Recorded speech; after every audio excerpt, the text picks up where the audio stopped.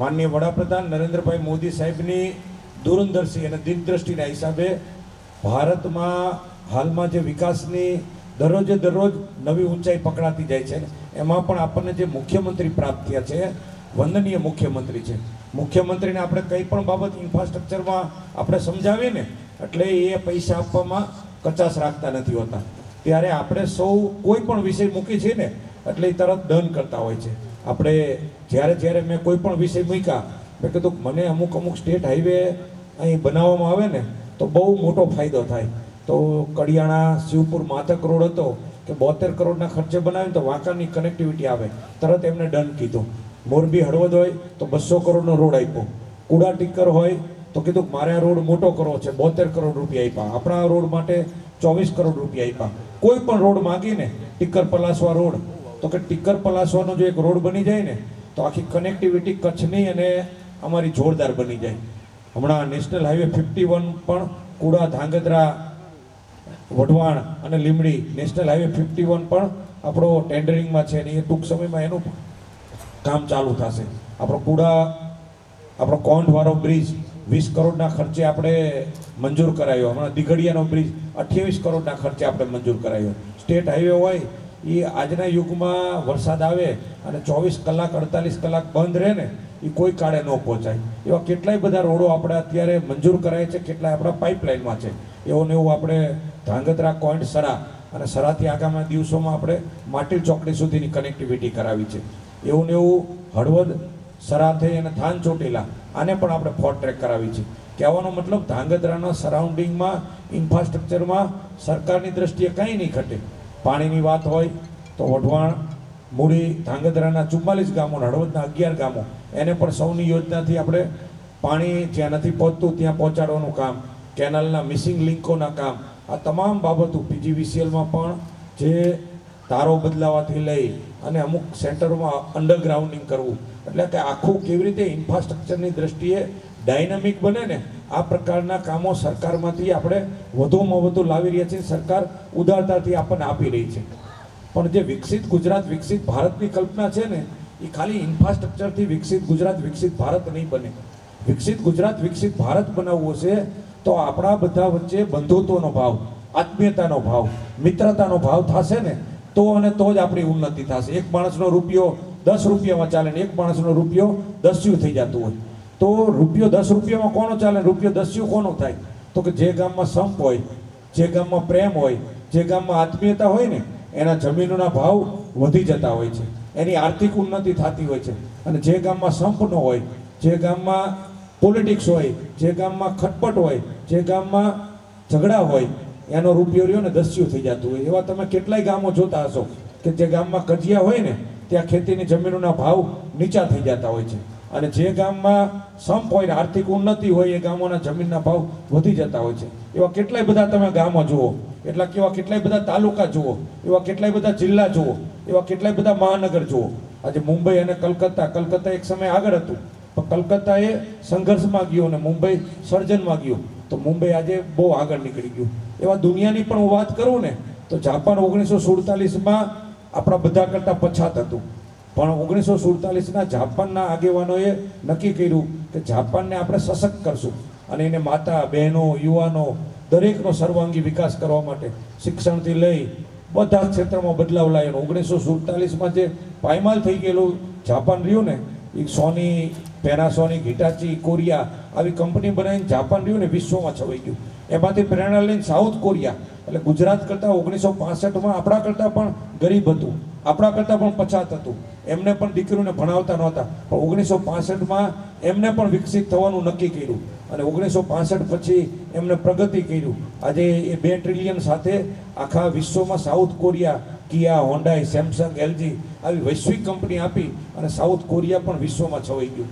એવું ને એવું 1973માં ચાઇનાના આંકડા બતાવે છે ભારત કરતાં તમામ દ્રષ્ટિએ પછાત, ખેતીમાં પછાત, ઉદ્યોગોમાં પછાત, માનસિક રીતે પછાત, બધી રીતે પછાત હતું. પણ ચાઇનાના અમુક લોકોએ નક્કી કર્યું કે આપણે ચાઇનાને આવું નથી રહેવા દેવું અને ચાઇનાએ પરિવર્તન માટેની તૈયારી બતાવી અને એના પછી એની ખેતીથી લઈ અને દરેક ક્ષેત્રમાં એને ક્રાંતિ કરી. આજે એની એમઆઈ, વિવો, વનપ્લસ, ઓપ્પો આવી બધી કંપની MNC બની.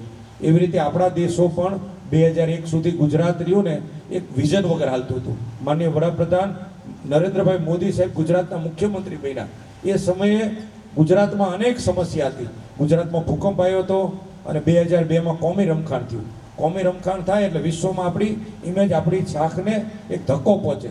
પણ મોદી સાહેબે વિપરીત પરિસ્થિતિમાં પણ વાઇબ્રન્ટ ગુજરાત લોન્ચ કર્યું. ખેડૂતોની ઉન્નતિ માટે નર્મદાનું કામ હોય, ખેડૂતોના સશક્તિકરણનું કામ હોય, 24 કલાક જ્યોતિગ્રામની વીજળી હોય, 8 કલાકનો પૂરો પાવર હોય, આ બધા ક્ષેત્રોમાં નરેન્દ્રભાઈ કામ કર્યું. અને એક પછી એક ટુરિઝમની દ્રષ્ટિએ હોય તો અમિતાભ બચ્ચનને લાવી અને ગુજરાતનું એક વિશ્વમાં એક અલગ બ્રાન્ડ બનાવ્યું. સ્પિનિંગ મિલ, આપણો કપાસ રૂ બનીને જ બહાર જતો હતો, એમને સ્પિનિંગથી લઈને આખી પ્રોસેસો આપી અને આજે ગુજરાતમાં વિશ્વને ભારતની વધુમાં વધુ સ્પિનિંગ મિલો ગુજરાતમાં થઈ. એટલે ટુરિઝમની દ્રષ્ટિએ આપણે આગળ આવ્યા, સ્પિનિંગની દ્રષ્ટિએ આગળ આવ્યા. ઓટોમોબાઈલ્સ આપણા ત્યાં કલ્પના ન થાય તો ટાટાથી લઈને સુઝુકીથી લઈને આખું બહુચરાજી માંડલ ઓટોમોબાઈલ્સનું હબ બનાવ્યું અને એના માધ્યમથી ગુજરાત બહુ આગળ આવ્યું. હાલમાં પણ મોદી સાહેબની એટલી દૂરંદર્શી છે. ગિફ્ટ સિટી હોય, ધોલેરા સિટી હોય, આ હું તમને શું કામ કહી રહ્યો છું કે તમને ખબર પડે કે આપણે કઈ દિશામાં જઈ રહ્યા છીએ. આજે આપણે બાગાયત હોય, ખેતીમાં વિશ્વ કક્ષાએ કેવી રીતે જવું, ઉદ્યોગમાં કેવી રીતે જવું, આપણા દીકરા દીકરીના ભણતરમાં દીકરીને હજી પણ કેમ વધુ સશક્ત કરવી. આપણા ત્યાં 2001માં આપણે સામાજિક રીતે એટલા પછાત હતા કે દીકરા દીકરીમાં ભેદ જોતા હતા. 2001 સુધી આપણા ગુજરાતમાં જાતિવાદ, જૂથવાદ, આખી સીમિતતાવાદ, છાસવાસે કોમી રમખાણ થાય એટલે ગુજરાતની વિશ્વમાં એક તો આબરૂ ખરાબ હતી અને એમાં પણ આપણો જે દીકરીઓનો જે રેશિયો રહ્યો ને એટલો બધો દયનીય રેશિયો હતો કે આપણને એ લાગેલું એવડું મોટું કલંક હતું. ઊંઝા જેવું ઉમિયા માતાજીનું સેન્ટર હોય ને ત્યાં 1000 દીકરાએ 827 દીકરીનો જન્મ આપતો હતો. આ સ્થિતિ ગુજરાતની હતી. ત્યારે વડાપ્રધાનની દૂરંદર્શી અને હું માનનીય આઈ કે જાડેજા સાહેબને અંતઃકરણથી વંદન કરું છું કે બેટી બચાવો બેટી પઢાવનો જે જાડેજા સાહેબે અહીંથી જે અભિયાન આપ્યું અને મોદી સાહેબે ઉપાડ્યું આખા દેશમાં પછી ચલાવ્યું ત્યારે એ જે રેશિયો 1828 હતો ને આજે આપણે દીકરીના સશક્તિકરણમાં 1000થી આપણે 930 પહોંચ્યા છીએ. પણ હજી પણ મિત્રો જો આપણે વિકસિત ગુજરાત બનવું હશે, વિકસિત ભારત બનવું હશે ને તો આપણે દીકરા દીકરીના ભેદ બંધ કરવા પડશે. આપણે જાતિવાદમાંથી બહાર આવવું પડશે, આપણે જૂથવાદમાંથી બહાર આવવું પડશે, વ્યક્તિવાદમાંથી બહાર આવવું પડશે, આપણામાં પ્રચંડ રાષ્ટ્રવાદ લાવવો પડશે. આપણી ખેતી હોય તો વિશ્વ કક્ષાએ, આપણું જનજીવન રહ્યું નાના નાના વિષયમાંથી બહાર આવી અને વિશ્વ કક્ષાએ કેમ આપણે પહોંચી. હું અને જાડેજા સાહેબ અત્યારે ગાડીમાં આવીને વાત કરતા હતા. જાડેજા સાહેબે કીધું કે કોઈ ગામ હોય તો એક સારો સમાજ હોય ને સારા આગેવાન હોય ને તો ગામમાં તમે એન્ટર થાવ ને તો ખબર પડી જાય ગામમાં ચોખ્ખાઈ હોય. અને નબળું ગામ હોય, નબળા આગેવાન હોય ને તો તમે એન્ટર થાવ ને તો ગામમાં બહાર ઉકરડા હોય, પ્લાસ્ટિકના વસ્તુ પડી હોય, બાવળ ઉડી ગયા હોય, જેની એન્ટ્રી ખરાબ હોય ને એ ગામની વેલ્યુશન ઘટી જતી હોય. તો સારું ગામ એટલે શું તો કે સારું ગામ રહ્યું એન્ટ્રીથી સારું હોય અને અંદર ગામમાં આવો તો ગામમાં નેગેટિવિટી ન હોય, પોઝિટિવિટી હોય, ક્રિએટિવિટી હોય. તો સાહેબ કે આપણે ધાંગધ્રાને એવું બનાવવાનું કે હજી બધા આગેવાનોને ક્યાંક ના ક્યાંક બધામાં જાગૃતતા નથી, હજી વધુ જાગૃતતા લાવવાની અને વધુ જાગૃતતાના માધ્યમથી ધાંગધ્રામાં ક્રાઇમ ઝીરો હોય. ક્રાઇમ ઝીરો એટલે ક્રાઇમ બે રીતના હોય. એક તમે ક્રાઇમને દબાવો ને એટલે તમને બહારથી એવું લાગે ક્રાઇમ ઝીરો છે, પછી બહારથી દબાયેલો ક્રાઇમ ઝીરો રહ્યો ને એ ક્રાઇમ ઝીરો ન કહેવાય. આજે દુબઈનો ક્રાઇમ ઝીરો છે.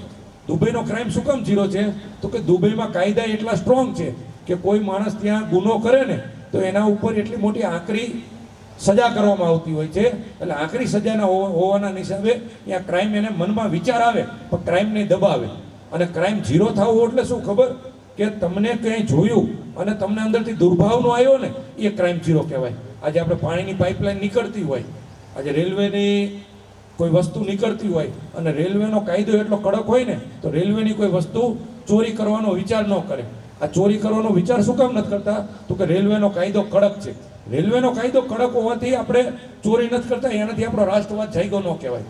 આપણો રાષ્ટ્રવાદ, આપણો ઈશ્વરવાદ ક્યારે જાગ્યો કહેવાય કે કાયદો નથી ને તો પણ કે મારે હરામનું છે, આ મારું સરકારનું છે, આપણી સરકારનું છે, મહાજનનું છે, આમાંથી મારે ચોરી ન કરાય, આમાંથી મારે ભ્રષ્ટાચાર ન કરાય. આવો અંદરથી ભાવ આવે ને તો આપણામાં રાષ્ટ્રવાદ, આપણામાં ગામવાદ, આપણામાં એક ચારિત્રનું નિર્માણ થયું કહેવાય.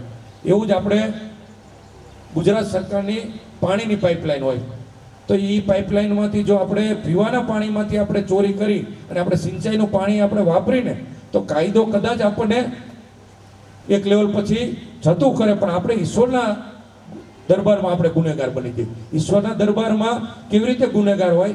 કોઈ દીકરી ઉપર આપણી નજરે ખરાબ થઈ ગઈ, આપણે કોઈ કાર્ય ખરાબ નથી કર્યું, પણ એકવાર જો આપણી ભાવમાં કુદ્રષ્ટિ આવી ગઈ ને તો ઈશ્વરના ત્યાં એ આપણા ત્યાં આપણા ખાતે એ પાપ લખાઈ જાય છે, એ આપણે ગુનેગાર બની જાય છે. અને એથી ઉલટી સારી વાત એ છે કે સારું કામ થતું હોય, કરતો કોક હોય, અને તમે ભાવ કરો ને કે આ ઈશ્વરનું કામ છે અને એમાં રાજીપો કરો ને તો કરવાવાળો માણસ અહંકારના ભાવથી કરે કે આ મેં કરાવી દીધું, હું કરું છું, હું તો એ અહંકાર ભાવથી કરે ને તો બધું કામ એ કર્યા પછી એના ઉપરના ખાતામાં 0 થાય. અહીં કદાચ એને ક્રેડિટ લઈ લીધી પણ ઉપર ક્રેડિટ નથી થતી હોતી. ઉપર ક્રેડિટ એની જ થાય છે કે જે અંતઃકરણથી ભાવ કરે. એટલે આપણે ધાંગધ્રાને ભાવમય બનાવવાનું છે, આત્મીય બનાવવાનું છે. આજે પણ હું અમુક ગામોના ક્યાંક સંઘર્ષ જોઉં ને અંદરથી પીડા થાય. આજે કોઈન્ટમાં એક નાનકડા ઝઘડા થાય તો એનાથી આપણી ધાંગધ્રાની આબરૂ ઘટે. આ ધાંગધ્રામાં ક્યાંય આપણાથી કોકને સાયકલ અડી ગઈ અને સામેવાળો માણસ આપણી યારે ગાળાગાળી કરે, આપણને ફડાકા મારે ને તો એનાથી આપણી આબરૂ ઘટશે. એથી ઉલટું કે આપણાથી કોકને લાગ્યું હોય ને એ આપણને સોરી કહે ને ત્યારે આપણે ધાંગધ્રાની ઉન્નતિ થાય. એટલે આપણા રૂપિયાને 10 રૂપિયા ચલાવવો હશે ને તો ઇન્ફ્રાસ્ટ્રક્ચરની દ્રષ્ટિએ તો સરકારમાંથી જાડેજા સાહેબ, અમે, મુખ્યમંત્રી, વડાપ્રધાન, આ બધાની મીઠી નજર છે. પુષ્કળ રૂપિયા આવી ગઈ છે. દિવસે દિવસે આપણી તિજોરીમાં એટલા બધા રૂપિયા આવતા જાય છે કે સરકારમાં રૂપિયાનો કંઈ તૂટો જ નથી. એવડી મોટી આપણી જીએસટીની આવક આવે છે, એવડી મોટી આપણી ઇન્કમ ટેક્સની આવક આવવા માંડી છે.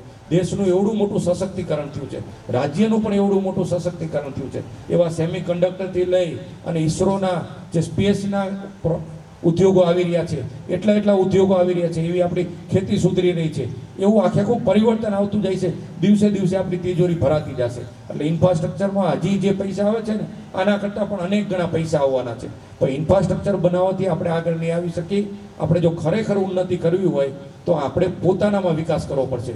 એટલે છેલ્લી એક વાત કહીને મારી વાત પૂરી કરીશ કે આ દુનિયામાં ઈશ્વરે અનંત કોટી બ્રહ્માંડમાં મનુષ્ય જીવન મળવું બહુ દુર્લભ છે.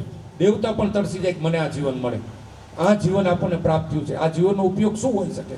આ જીવનનો ઉપયોગ રહ્યો ને એ 4 કક્ષા કહે છે કે રાક્ષસ માનવ, પશુ માનવ, દેવ માનવ ને દિવ્ય માનવ. રાક્ષસ માનવ કોને કહેવાય? રાક્ષસ માનવ એટલે કે માથે શિંગડા ન ઉગ્યા હોય, આપણામાં અહંકાર ઉઠતી હોય, આપણામાં નેગેટિવિટી હોય, આપણે કોકને પાડી દેવાની વાત કરતા હોય, આપણે બહાર સારું બોલીને અંદર આપણામાં દુર્ભાવ હોય. આને રાક્ષસી વાત ભાવ કહેવાય. ડબલ રોલ કરે. ડબલ રોલ એટલે રાક્ષસ સાધુનું રૂપ લે પણ અંદર એની અંદર રાવણ છુપાયેલો હોય. એટલે બહાર સારું પ્રવચન કરે, સારી વાત કરે, પણ અંદર ક્યાંક ના ક્યાંક અહંકાર ભાવ હોય ને તો આને રાક્ષસી ભાવ કહેવાય. એટલે આપણી અંદર અહંકારનો ભાવ હોય, આપણી અંદર ઈર્ષાનો ભાવ હોય, આપણી અંદર નેગેટિવિટી હોય ને તો આને રાક્ષસ માનવ કહેવાય. એનાથી ઉપર પશુ માનવ. પશુ માનવ એટલે શું? તો કે દીનહીન લાચાર હોય. પશુનું શારીરિક બળ આપણા કરતાં મજબૂત હોય, આપણા કરતાં આંખથી જોવાની એની શક્તિ વધુ હોય, એની ઇન્દ્રિય મજબૂત હોય, પણ એ પોતાની જાતને આત્મિક વિકાસ ન કરી શકે. એટલે પશુ રહ્યો ને એ ખાલી પેટ માટે જીવી શકે, પોતાના માટે જીવી શકે.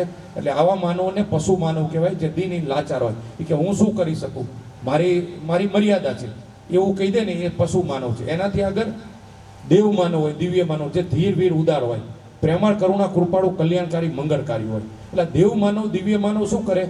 બે આગેવાન વચ્ચે આત્મીયતા કરાવે, બે આગેવાન વચ્ચે પ્રેમ કરે. અને રાક્ષસ માનવ બે આગેવાનના કાનમાં કંઈક નાખે, અને કંઈક નાખે ને એને બેને ખટપટ કરાવે. એટલે પડખિયા રહ્યા ને, મારે 2.5 વર્ષે ખબર પડી કે આ પડખિયા રહ્યા ને એ આગેવાનને ક્યાંક કાનમાં આડાવરું નાખીને આગેવાનને દૂર કરતા હોય. એટલે આગેવાન કોણ છે? કે જે બધાને જોડે. એટલે પડખિયા એટલે કોઈ હું તમારો પડખિયો ને તમે મારા પડખિયા હોય, પરિવારમાં હોય કે બહાર હોય. મંથરા એટલે શું? તો કે કઈકઈના કાનમાં કંઈક નાખે, અને કંઈક દશરથ રાજાના કાનમાં નાખે, અને એના લઈને રામ રાજ્યની સ્થાપના 14 વર્ષ મોડી થઈ. તો આજે ખટપટ રહી ને એમાં કાંઈ નહીં વળે. તો આજે રાક્ષસી ઓલું કહેવાય. ઘંટીના ગાળામાં કંઈક હોતે, મોઢાના ગાળામાં કોકનું નબળું બોલવાથી કાંઈ મળતું નથી હોતું. એટલે આપણે બધાએ સાથે મળી અને એવું વાતાવરણ બનાવીને, હું ચૂંટણી વખતે પણ તમને સૌને કહેતો હતો કે તમે કોઈ જમીન નહીં વેચતા. આપણી જમીનો કરોડો રૂપિયાની થવાની છે. કરોડો રૂપિયાની આપણી એટલે થવાની છે કે ઇન્ફ્રાસ્ટ્રક્ચરની દ્રષ્ટિએ એટલા શ્રેષ્ઠ કામો આવવાના છે. બહારથી એટલું મોટું રોકાણ આવવાનું છે, સોલારથી લઈને એટલું મોટું કામ થવાનું છે કે જમીનની શોર્ટેજ ઊભી થવાની છે. અને આપણે બાગાયત ખેતીથી લઈને એટલી મોટી આપણી ઉન્નતિ થવાની છે. એટલે ક્યાંય મહેરબાની કરીને જમીનું નહીં વેચતા, જમીનની કિંમત વધવાની છે. એ આજે પણ હું તમને રિપીટ કરું છું. ક્યાંય કોઈ કારણોસર મોકાની જમીન હોય અને વધુ રૂપિયા આવતા વેચીને સામે બીજી ક્યાંય ના ક્યાંય કોઈ જમીન લઈ લેજો, તો ભવિષ્યમાં બહુ મોટી તેજી થવાની છે. આપણે સાથે મળી અને કોઈ એક વ્યક્તિથી નહીં થાય, ભેગા થઈને કામ કરશું ને તો મોટું થશે. એટલે આપણે સૌ આપણા ધાંગધ્રાને ગુડમાંથી ગ્રેટ બનાવી અને ગ્રેટમાંથી ગોડલી ધાંગધ્રા બનાવી એટલી વાત કહીને મારી વાત વિરમું છું. પુનઃ આપ સૌએ મને બોલાવી, મને આ ખાતમુહૂર્તનો લાભ આપી અને આપ સૌ વચ્ચે મારા વિચારો વ્યક્ત કરવાની તક આપી, એના માટે આપ સૌનો આભાર. અસ્તુ.